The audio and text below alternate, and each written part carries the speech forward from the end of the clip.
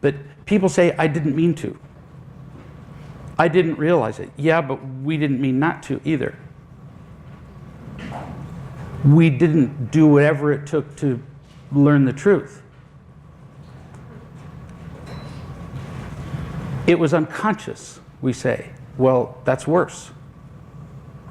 Because see, if I do something consciously, at least now I have a choice about doing it the next time. If I do something unconsciously, which we use as an excuse, well then it's not as bad. Well then I'm doomed to do it every time. See? Doing something unconsciously is awful. Then we become those reflexes that we were talking about. I didn't realize till later, years of marriage, and after having written more than one book, to my embarrassment, I realized that I couldn't ever, ever use the excuse that she made me angry. Ever.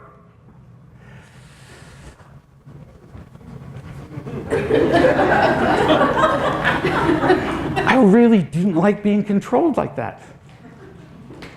I really didn't. Because now I'd never have it. I grieved when I quit using narcotics. Grieved like my best friend had died.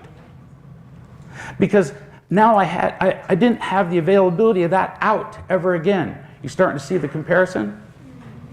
I could never use narcotics again to get rid of my pain. I cried over that. And then several days later, I managed to find a ball that had been hidden several years before, and I only used it a little bit. All that does is prolong the time that you eventually have to quit. Same thing with this. I had to realize that it's never going to work. I had to take responsibility for how I feel, and I can't ever blame her. Boy, there's a finality to that. You get it? It's like, even when it's obviously her fault.